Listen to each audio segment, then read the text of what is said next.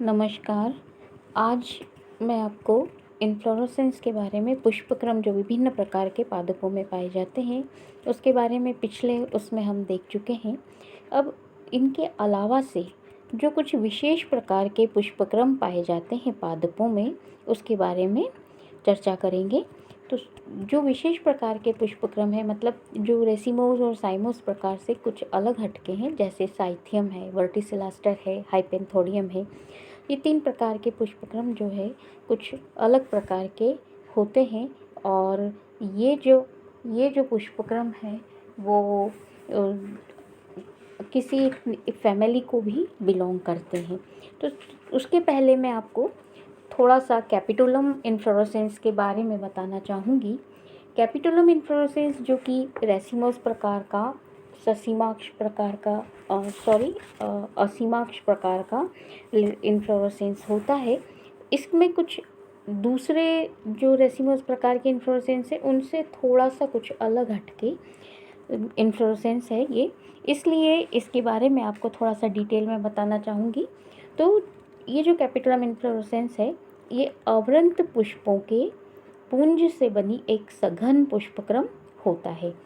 और ये जो सभी पुष्प हैं वो एक्सिस से बनी एक मतलब पुष्प अक्ष से बनी हुई एक उत्तल पुष्पासन पर लगे होते हैं।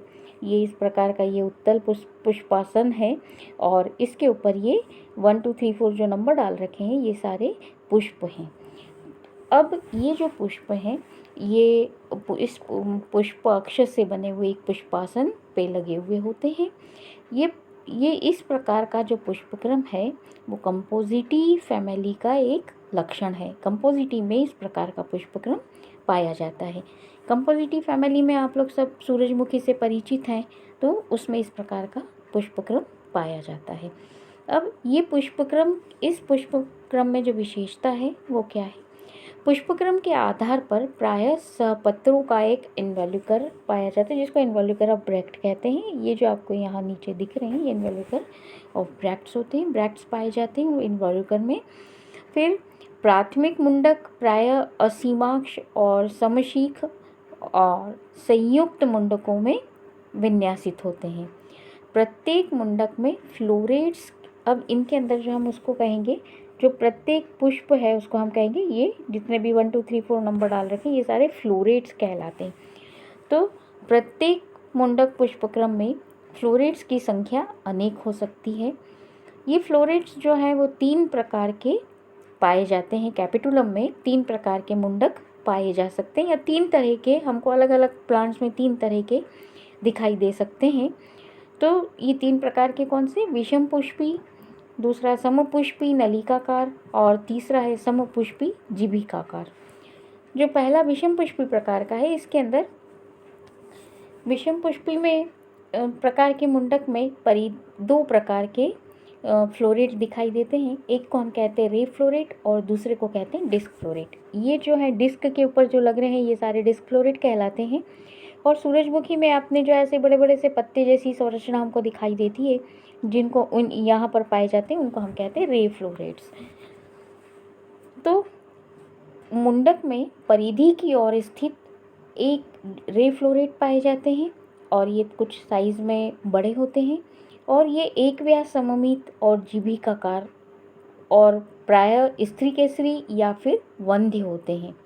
मतलब ये केवल पिस्टिलेट फ्लावर होते हैं या फिर स्टेराइल होते हैं, इनमें किसी तरह का कोई सेक्स ऑर्गन नहीं होता है। जबकि डिस्क फ्लोरेट जो कि डिस्क पर पाए जाते हैं, जो कॉन्वेक्स डिस्क बनती है, इसके ऊपर उत्तल जो पुष्पासन बना थैलेमस से, उसके ऊपर पाए जाते हैं। तो यहाँ पर जो पुष्पासन बनता है वो अवरंत पुष्पों के पुष्प अक्ष से जो पुष्पासन बनता है उसके ऊपर ये डिस्क फ्लोरेट पाए जाते हैं। और ये डिस्क फ्लोरेट जो है बीच में यहाँ पर पाए जा रहे हैं और ये त्रिज्या सममित ट्यूबुलर होते हैं और उभयलिंगी होते हैं, यानी इनमें एंड्रोशियम एंड गाइनोशियम दोनों पाए जाते हैं। अब दूसरे प्रकार के जो समपुष्पी नलिकाकार पुष्प होते हैं, तो इस प्रकार के मुंडक में सभी पुष्प मतलब यहाँ पर दो तरह के हमको रे फ्लोरेट डिस्क फ्लोरेट दो अलग अलग तरह के नहीं दिखाई देंगे, लेकिन हाँ डिस्क बनी हुई होगी और उस डिस्क पर ही फ्लावर लगे हुए होते हैं और सारे फ्लावर एक समान होते हैं, इसलिए इसको समपुष्पी नलिकाकार कहते हैं। और फ्लावर जो है वो एक पुष्पक की त्रिज्या पर ये लगे हुए होते हैं इस डिस्क के ऊपर, और ये सारे पुष्पक जो है फ्लोरेट जो है वो त्रिज्या सममित नलिकाकार होते हैं और उभयलिंगी प्रकार के होते हैं। तीसरा जो है समपुष्पी जीभिकाकार, यहाँ पर भी अलग अलग प्रकार के रे फ्लोरेट डिस्क फ्लोरेट में डिफ्रेंसिएशन नहीं होता है, एक ही तरह के पुष्प होते हैं और ये एक व्यास सममित होते हैं और जीभिकाकार होते हैं और उभयलिंगी होते हैं। तो इस तरह के अलग अलग प्रजातियों में हमको किसी में विषम पुष्पी प्रकार के दिख सकते हैं, किसी में समपुष्पी प्रकार के दिख सकते हैं। विषम पुष्पी का सबसे अच्छा एग्जाम्पल आप लोग जानते हैं, जैसे कि सूरजमुखी का प्लांट है सनफ्लावर। इसी तरह से समपुष्पी नलिकाकार और समपुष्पी जीभिकाकार 3 प्रकार के ये पाए जाते हैं। इसके बाद हम आते हैं जो स्पेशल टाइप के इन्फ्लोरेसेंस है, वो है साइथियम प्रकार का इन्फ्लोरेसेंस। साइथियम प्रकार का जो इन्फ्लोरेसेंस है ये पुष्पक्रम में कुछ सहपत्र लाल पत्ती के समान होते हैं और बाकी के जो शेष सहपत्र होते हैं वो एक प्याले नुमा संरचना बनाते हैं और जिसको हम कहते हैं इन्वॉल्यूकर ऑफ ब्रैक्ट्स। तो एक प्याले नुमा संरचना बनाते हैं, इन्वॉल्यूकर होता है जिस पर मकरंद, जिसकी बाह्य भित्ति पर मकरंद कोश पाया जाता है। इस पुष्पक्रम में यहाँ पर ये वाला जो पुष्पक्रम है ये साइथियम प्रकार का है। ये बाहर की तरफ जो बाउंड्री हमको दिख रही है ये इन्वॉल्यूकर की बनती है, ब्रैक्ट्स के इन्वॉल्यूकर की बनती है और इसके अंदर, इस इन्वॉल्यूकर के अंदर मेल और फीमेल दोनों प्रकार के फ्लावर पाए जाते हैं। तो इस पुष्पक्रम के केंद्र में ये यहाँ पर ये जो नीचे की तरफ ये झुका हुआ जो है ये स्त्री मादा पुष्प होता है। इस पुष्पक्रम के केंद्र में एक एकल मादा पुष्प होता है और ये जो मादा पुष्प है ये अनेक नर पुष्पों से घिरा हुआ होता है। मादा पुष्प केवल एक स्त्री केसर द्वारा निरूपित होता है और नर पुष्प केवल एक पुंकेसर के द्वारा ही निरूपित होता है। और इनके अंदर जो नर पुष्प हैं, इनके जो मादा पुष्प के चारों तरफ नर पुष्प हैं, इनके बीच में और सहपत्र पाए जाते हैं, काफ़ी सारे से पैराफाइसिस पाए जाते हैं, स्टेराइल ऐसी संरचनाएं पाई जाती हैं। तो जितने मेल फ्लावर होते हैं उतनी ये पैराफाइसिस यहाँ पर पाई जाती हैं। और इस प्रकार का जो पुष्पक्रम है वो यूफोर्बिएसी का अभिलाक्षणिक गुण है, या यूफोर्बिएसी के पौधों में, पादपों में इस प्रकार का पुष्पक्रम पाया जाता है। फिर एक दूसरे प्रकार का जो स्पेशल टाइप के पुष्पक्रम है उसके अंदर आता है थिरसस प्रकार का पुष्पक्रम। इसके अंदर यौगिक और असीमाक्ष के गुच्छे जिसका मुख्य अक्ष असममित परंतु पार्श्व अक्ष सीमित वृद्धि के होते हैं।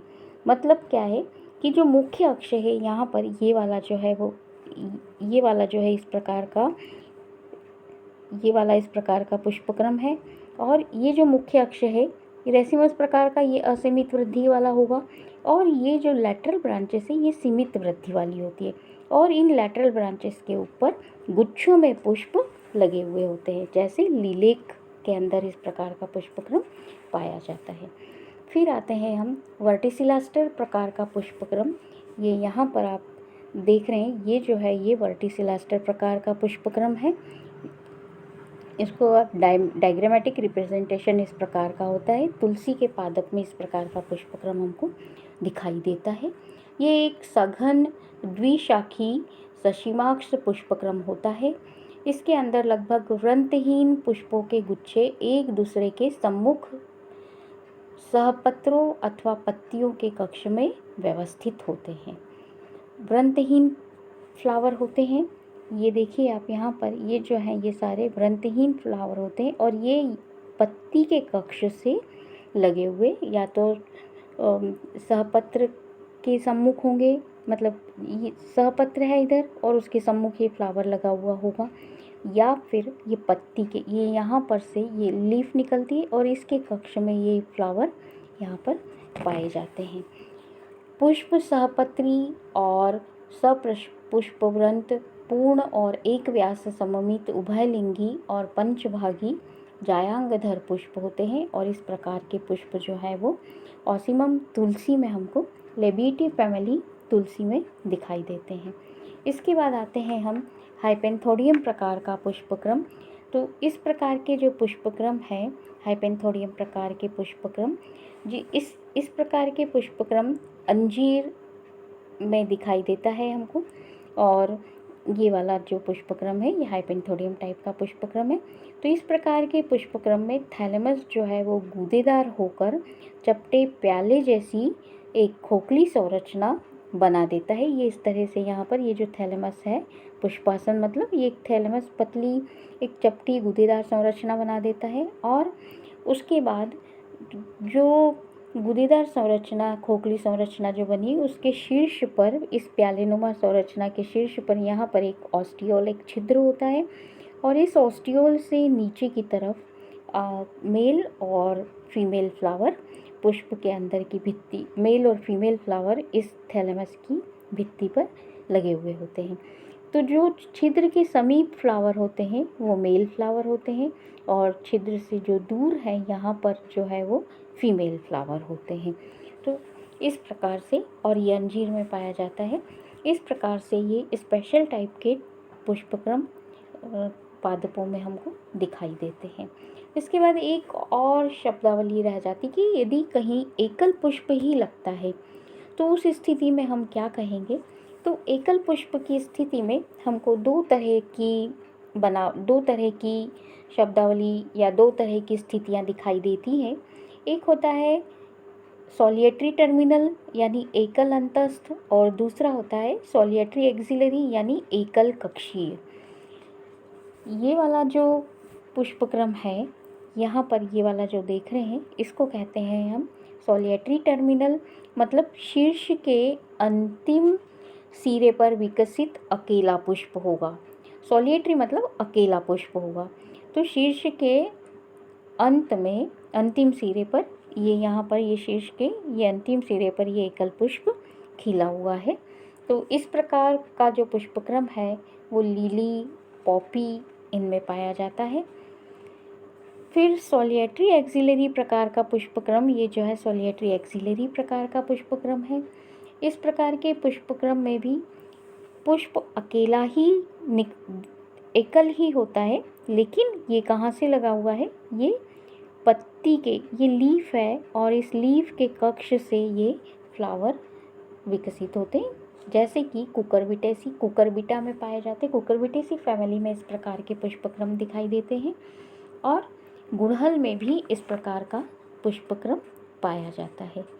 तो ये तो हो गई इन्फ्लोरेसेंस से संबंधित टर्मिनोलॉजी पूरी मतलब कितने प्रकार के पुष्पक्रम पाए जाते हैं पादपों में।